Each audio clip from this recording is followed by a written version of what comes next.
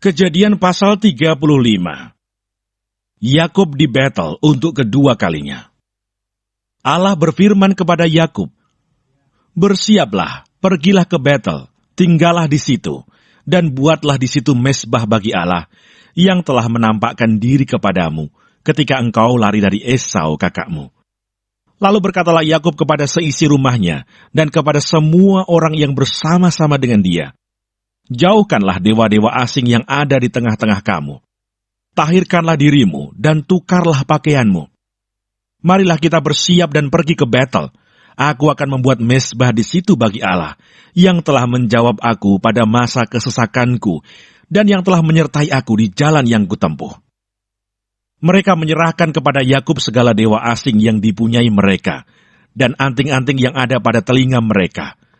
Lalu Yakub menanamnya di bawah pohon besar yang dekat Sikem. Sesudah itu berangkatlah mereka, dan kedahsyatan yang dari Allah meliputi kota-kota sekeliling mereka, sehingga anak-anak Yakub tidak dikejar. Lalu sampailah Yakub ke Luz yang di tanah Kanaan, yaitu Betel.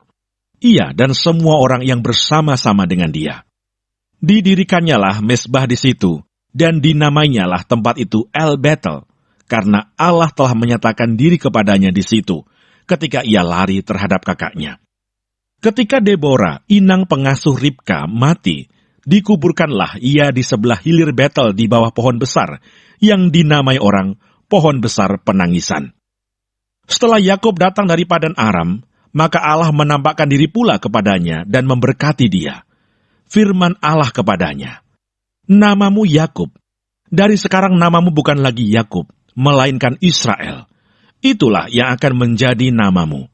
Maka Allah menamai dia Israel. Lagi firman Allah kepadanya, "Akulah Allah yang Maha Kuasa, beranak cuculah dan bertambah banyak.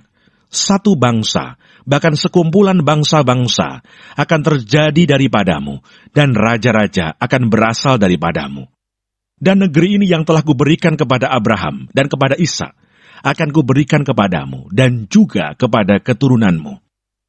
Lalu naiklah Allah meninggalkan Yakub dari tempat ia berfirman kepadanya. Kemudian Yakub mendirikan tugu di tempat itu, yakni tugu batu. Ia mempersembahkan korban curahan dan menuangkan minyak di atasnya. Yakub menamai tempat di mana Allah telah berfirman kepadanya, Betel. Kelahiran Benyamin, Rahel mati. Sesudah itu berangkatlah mereka dari Betel. Ketika mereka tidak berapa jauh lagi dari Efrata, bersalinlah Rahel, dan bersalinnya itu sangat sukar. Sedang ia sangat sukar bersalin, berkatalah bidan kepadanya, "Janganlah takut, sekali ini pun anak laki-laki yang kau dapat." Dan ketika ia hendak mengembuskan nafas sebab ia mati kemudian, diberikannya nama Ben-Oni kepada anak itu. Tetapi ayahnya menamainya Benyamin. Demikianlah Rahel mati, lalu ia dikuburkan di sisi jalan ke Efrata, yaitu Bethlehem. Yakub mendirikan tugu di atas kuburnya. Itulah tugu kubur Rahel sampai sekarang. Sesudah itu berangkatlah Israel. Lalu ia memasang kemahnya di seberang Migdal Eder. Ketika Israel diam di negeri ini, terjadilah bahwa Ruben sampai tidur dengan Bilha gundik ayahnya, dan kedengaranlah hal itu kepada Israel. Anak-anak Yakub, Ishak mati. Adapun anak-anak lelaki Yakub, 12 orang jumlahnya. Anak-anak Lea ialah Ruben, anak sulung Yakub. Kemudian Simeon, Levi, Yehuda, Isakar, dan Sebulon. Anak-anak Rahel ialah Yusuf dan Benyamin. Dan anak-anak Bilha, budak perempuan Rahel, ialah Dan serta Naftali. Dan anak-anak Silpa, budak perempuan Lea, ialah Gad dan Asher. Itulah anak-anak lelaki Yakub yang dilahirkan baginya di Padan Aram. Lalu sampailah Yakub kepada Ishak, ayahnya, di Mamre dekat Kiryat Arba.